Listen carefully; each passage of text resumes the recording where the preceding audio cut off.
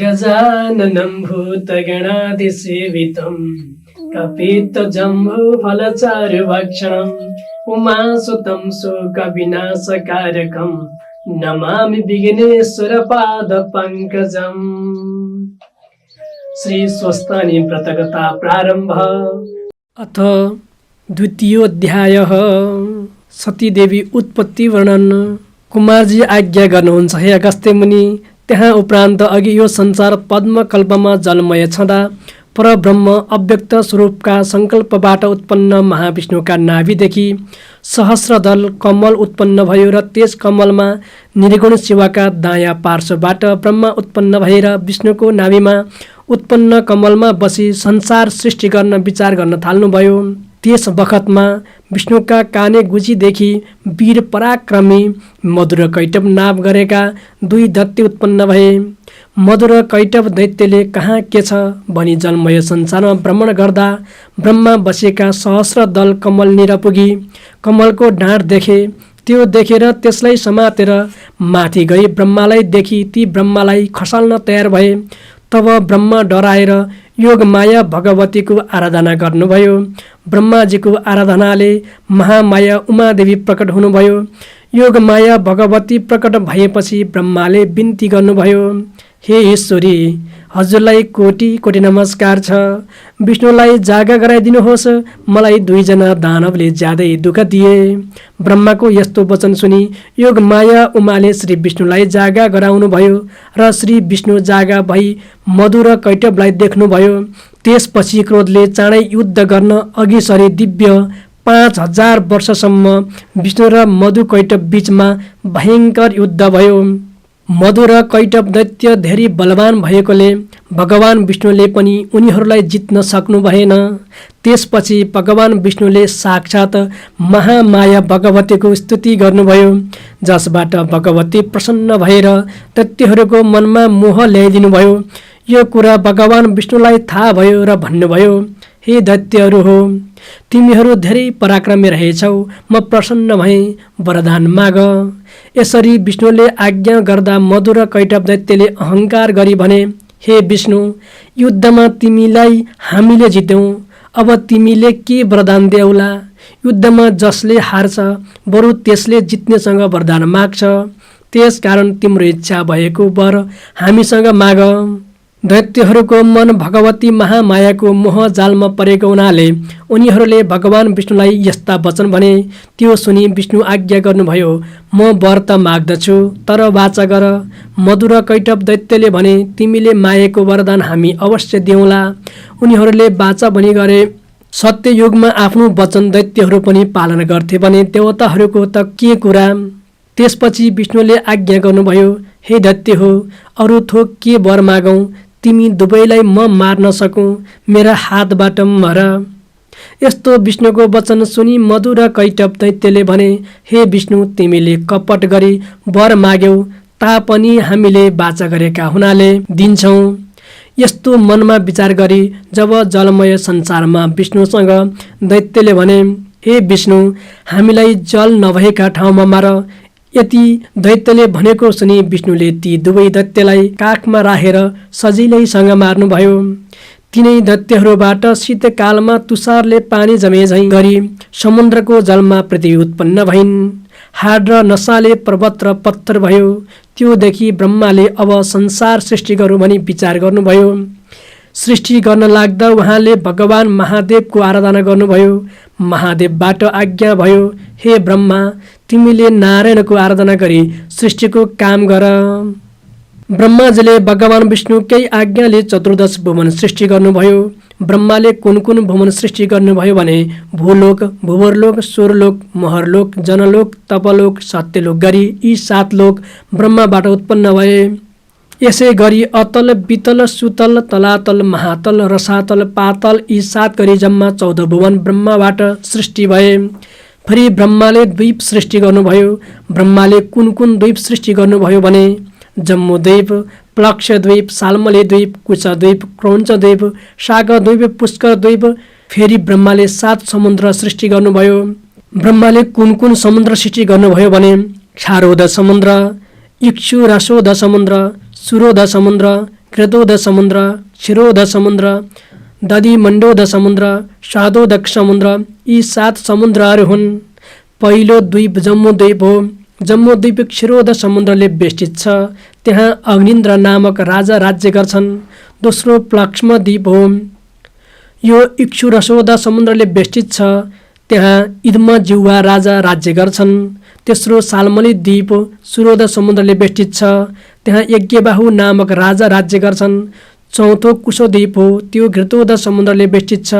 त्यहाँ हिरण्यरेता नाम भएका राजाले राज्य गर्छन्। पाँचौँ कुञ्ज द्वीप हो। त्यो क्षीरोद समुद्रले बेष्टित छ। त्यहाँ धृतपृष्ठ नामक राजा राज्य गर्छन्। छैटौँ शाकद्वीप दधिमण्डोद समुद्रले बेष्टित छ। त्यहाँ मेधातिथि नामक राजा राज्य गर्छन्। जम्बूद्वीपको विस्तार लक्ष्य योजनको छ। यो कमलगट्टा जस्तो गोल भई यसमा 9,9 हजार योजन विस्तारका 9 वर्ष खण्ड छन्। यस्ता तरहको पृथ्वी सृष्टि गरी ब्रह्माले 8 पर्वत पनि सृष्टि गर्न लाग्नुभयो। ब्रह्माले कुन कुन पर्वत सृष्टि गर्नुभयो भने सुमेरु पर्वत, गन्धमादन पर्वत, कैलाश पर्वत, हिमालय पर्वत, त्रिकुट पर्वत, चित्रकूट पर्वत, चन्द्रकूट पर्वत, चन्द्रावत पर्वत, यति 8वटा पर्वत ब्रह्माजीले सृष्टि गर्नुभयो। हे अगस्त्य मुनि, अब यसपछि ब्रह्माजीले प्राणीहरूको सृष्टि गरौँ भनी श्री महादेवको समीपमा दिव्य 12,000 वर्ष अति कष्ट गरी तपस्या गर्दा महादेव प्रत्यक्ष भई दर्शन दिनुभयो। महादेवले आज्ञा गर्नुभयो, हे ब्रह्मा, तिम्रो भक्तिदेखि म सन्तुष्ट भएँ, वर माग। यस्तो आज्ञा शिवजीबाट भएपछि ब्रह्माले महादेवलाई नाना उपचारले पूजा गरी स्तुति गर्न लाग्नुभयो। हे परमेश्वर, हजुर कस्ता भने आफ्ना मायाले ब्रह्माण्ड संसार सृष्टि गरी आफ्नो मायामा भुलाइरहनु भएको छ। यस्ता हजुरलाई कोटि कोटि नमस्कार छ। फेरि एक मूर्तिले 3 मूर्ति ब्रह्मा, विष्णु र महेश्वर नाम भइरहेको यस्ता हजुरलाई कोटि कोटि नमस्कार छ। फेरि संसाररूपी बगैँचाका मालिक सर्वव्यापी भइरहेका यस्ता हजुरलाई कोटि कोटि नमस्कार छ। हे ईश्वर, हजुरको महिमा वर्णन गर्न अनन्त विष्णुले पनि नसकेको म कसरी वर्णन गर्न सकुला र? 1000 जिब्रा भएका शेषनागले र स्वयं सरस्वतीले पनि हजुरको वर्णन गर्न सक्दैनन् भने मैले कसरी वर्णन गर्न सकुला र? हजुरको प्रसादले भुवन, पाताल, पर्वत, द्वीप, समुद्र सृष्टि गरे। अब यो सृष्टिमा रमाउने विभिन्न किसिमका प्राणीहरू सृष्टि गर्न सकूँ। ब्रह्माको यस्तो बिन्ती सुनेर महादेवले आज्ञा गर्नुभयो, हे सुरश्रेष्ठ कर्ता भएका तिमीले प्राणीहरूको सृष्टि गर्न सक्छौ। यस्तो प्रकारले महादेवले वरदान दिनुभयो। यसपछि ब्रह्माजी मनभित्रैबाट हर्षित भई श्री महादेवलाई साष्टाङ्ग प्रणाम गरी सृष्टि गर्न भनी सुमेरु पर्वतमा जानुभयो।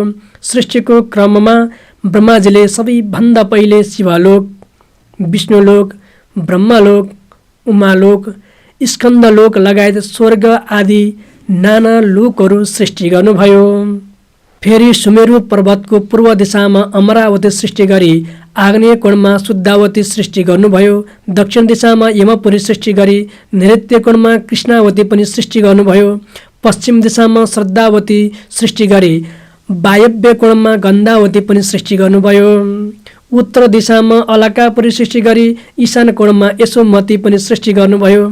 यसरी सृष्टि गरिसकेर स्थावर, वनस्पति र बोट बिरुवा, जङ्गम, 84 लाख प्रकारका जीव जन्तु लगायत सबै मानिसहरू पनि सृष्टि गर्नुभयो।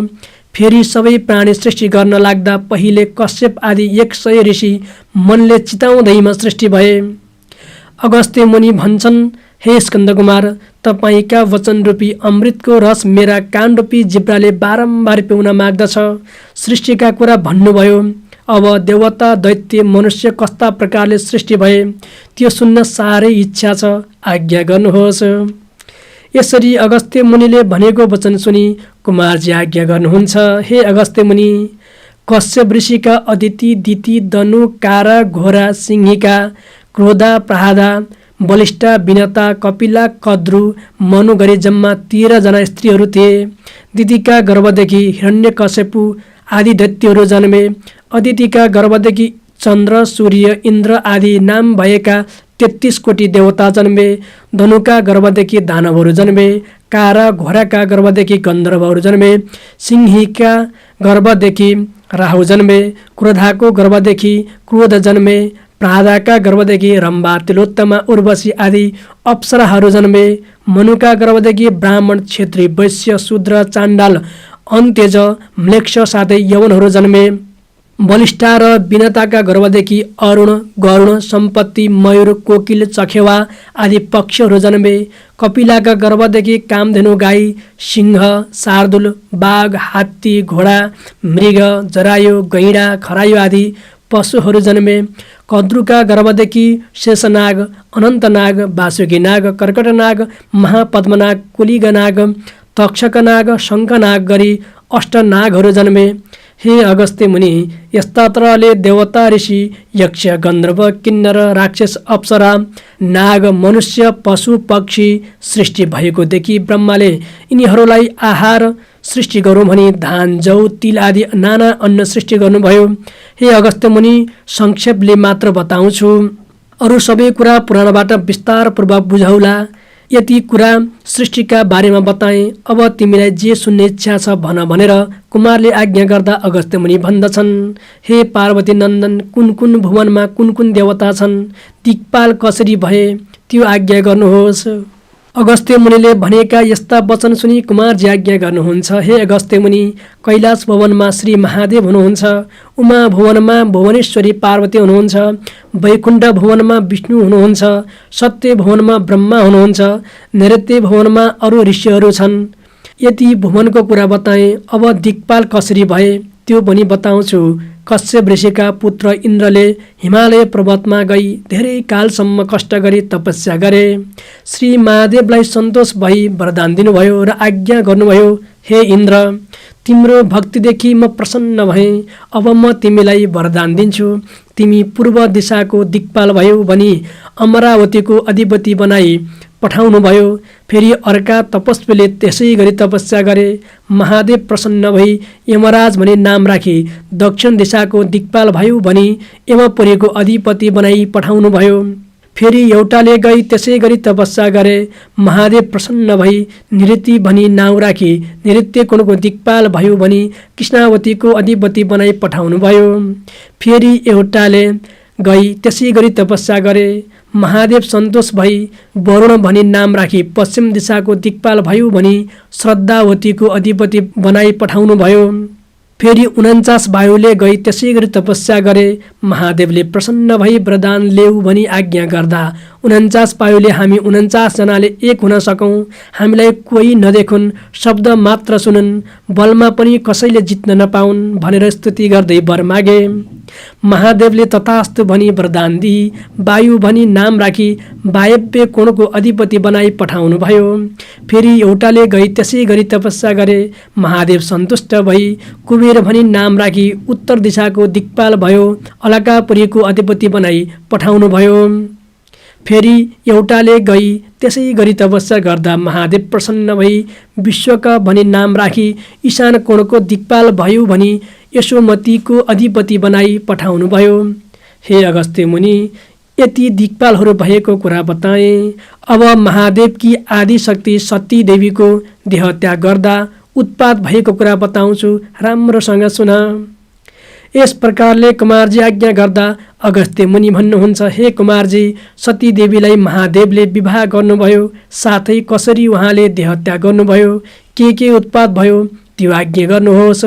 इति श्री स्कन्द पुराणे माहेश्वर खण्डान्तर्गत केदारखण्डे माघ महात्म्ये कुमार अगस्त्य संवादे श्री स्वस्तानी व्रतकथायां दिक्पाल वर्णन नाम द्वितीयोऽध्यायः। श्री उमा महेश्वराभ्यां नमः।